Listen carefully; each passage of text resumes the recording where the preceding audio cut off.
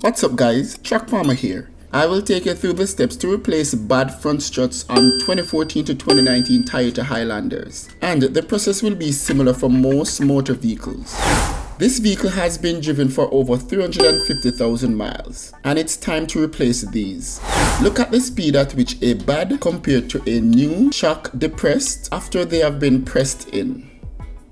Now you can see that the new one depressed smoothly while the old one is struggling to depress. You have the option of going with quick struts which are already assembled, but good quality assembled struts are hard to find.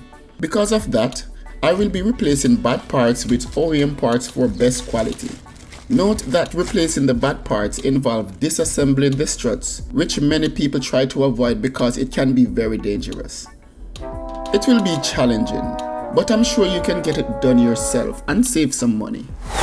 The process will be to remove the plastic covering that hides the upper strut nuts, lifting the vehicle and lower it on jack stands, removing the wheel and place under the vehicle for added safety, disconnect the sway bar link from the strut, disconnect the outer tie rod from the steering knuckle for more working space, remove the two strut to steering knuckle bolts, remove the brake sensor wire and brake fluid hose from the strut, remove the three upper strut nuts to remove the strut from the vehicle, compress the strut springs, remove the holding nut, remove the strut mount, bearing and the dust shield, remove the spring and the shocks, and reverse all these steps to reassemble and install the strut on the vehicle.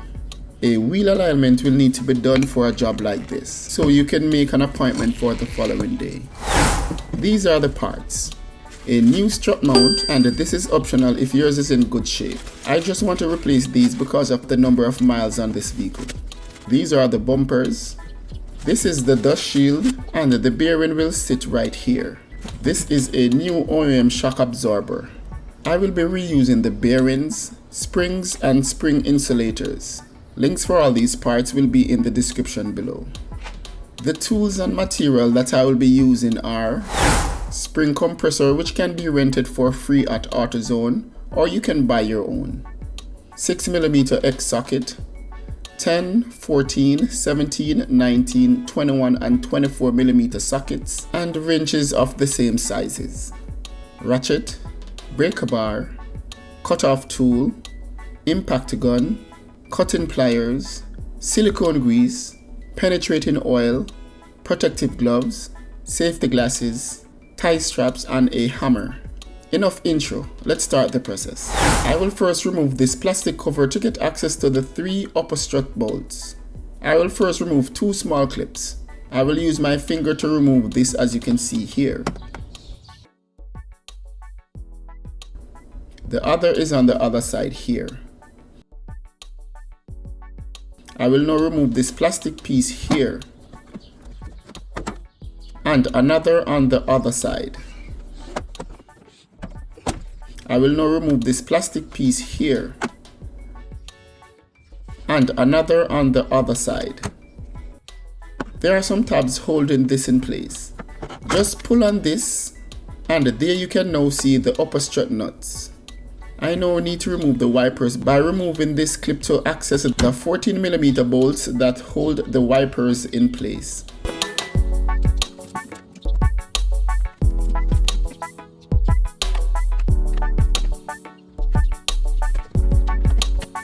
Now I can remove the cover. I'll now break the lug nuts, lift the vehicle, remove the wheel, place the wheel under the vehicle for added safety, and lower the vehicle on jack stands. I will first remove the sway bar link because they tend to be very difficult to remove. I always replace these when replacing struts because I usually have to cut the nuts to get these off. If you don't want to replace your sway bar link because they are still in good shape, you can cut the sway bar link nuts and replace them. If you can get access to this bolt splitting tool, it will make this part of the job easier because you can use this to split the bolt and remove it easily. But I will be using a cut-off tool. Before I start cutting, I will try to remove the nut another way. I'll apply penetrating oil and use a vice grip to hold the sway bar link at the back. I'll use this 17mm socket to try and remove the nut. The nut isn't turning because it is spinning at the back in the vice grip. Trying an impact gun doesn't work either. You can try a 6 or 5mm X socket with a 17mm wrench to remove this nut. I didn't try because it never worked for me. I will have to put a cut in this nut without destroying the stud threads. I will be using this cutoff tool.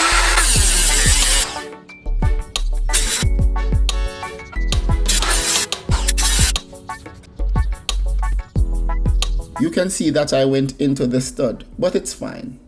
This cut has weakened the nut, so I can now remove it easily.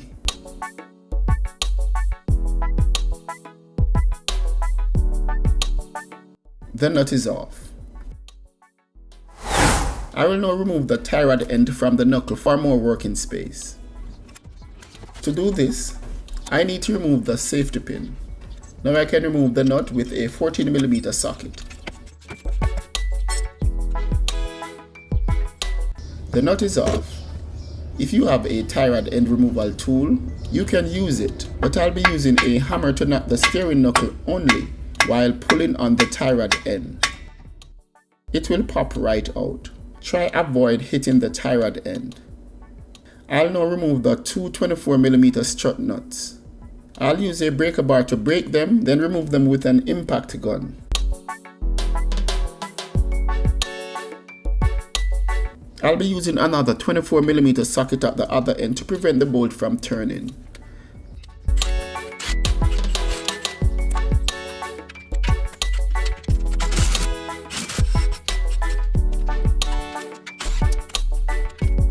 The nuts are off and I will remove one of the bolts for now.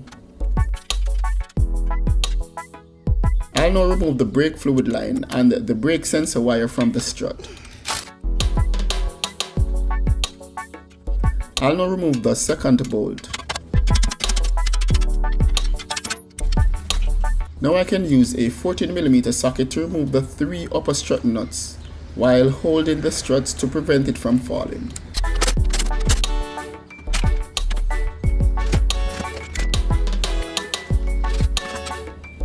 The strut is off and it's time to start the disassembly.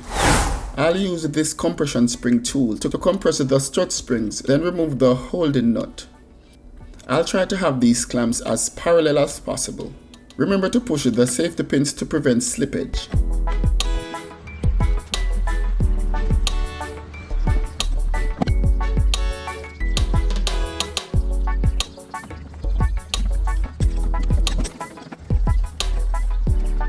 I will use my hand to get these snug.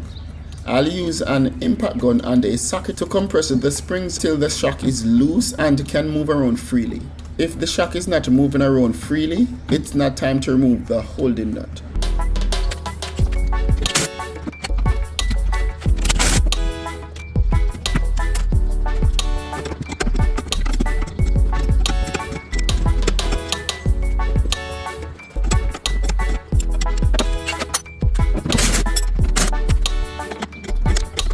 Try not to place your fingers between the tool and the spring. This process is dangerous, so be careful and attempt at your own risk. The strut is now loose, so I can now break the holding nut. I will use a 19mm socket with a breaker bar. I'll use another breaker bar to prevent the strut mount from turning. You can use whatever you have or whatever works for you. Placing the strut on the ground is ideal. The nut is broken, so I can now use the impact gun to remove the nut.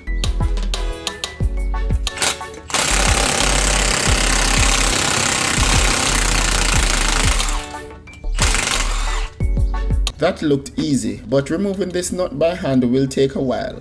Having the right tools makes jobs like these easier. This part of the strut is seized up a bit in the strut mount due to rust, and I'll have to be creative to remove this. An air hammer would work, but I don't have one. I'll apply penetrating oil and use a flat screwdriver to pry this off. You might need to tap on this with an hammer to get it off. I will try not to separate the bearing to expose the inside. The strut mount is off and I can now remove the dust cover with bearing.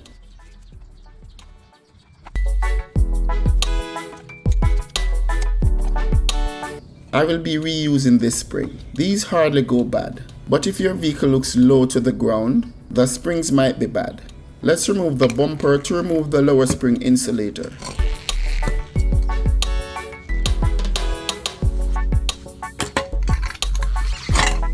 That's it for the disassembly. Let's now reassemble this.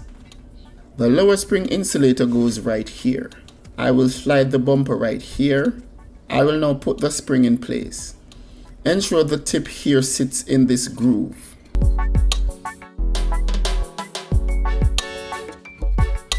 Now I can place the dust shield with the bearing on top. The dust shield is also the upper spring insulator. Most people might replace the bearings, but these are in good shape, and I lubricated these with fresh silicone grease. It is important to use silicone grease to not damage the rubber. Next, I will place the strut mount here. Now I can install the locking nut. A new locking nut will be provided with the shock absorber. I'll now use the impact gun to tighten this. I'll use this breaker bar to prevent the strut mount from turning. Now I can carefully remove the clamps. I will loosen both sides in small increments.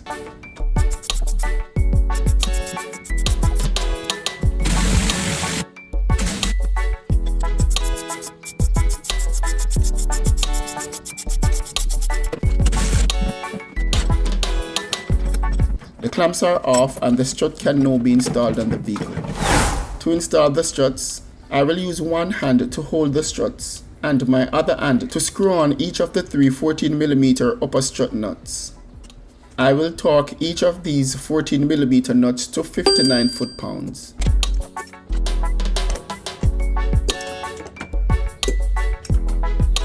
Now I can slide the steering knuckle into the strut.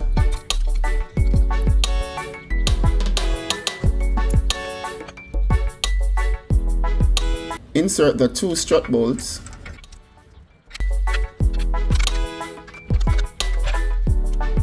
Install the two lower strut nuts and torque to 217 foot-pounds.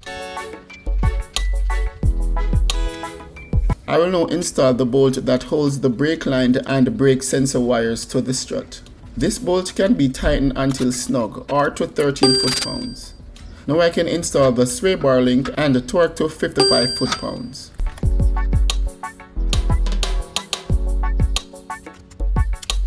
Now I can install the outer tie rod and torque to 36 foot-pounds. Remember to install a new safety pin for the outer tie rod.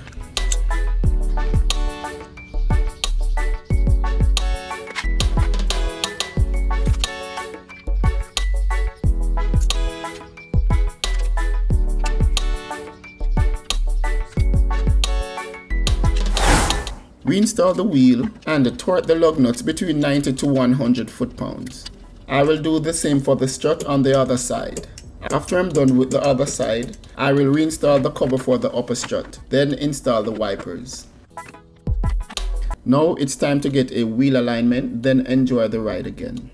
If you had made it to the end of this video, please give it a thumbs up and subscribe to my channel for future videos. You can also hit the notification bell to be notified as soon as I upload a new video. See you on the next one, guys.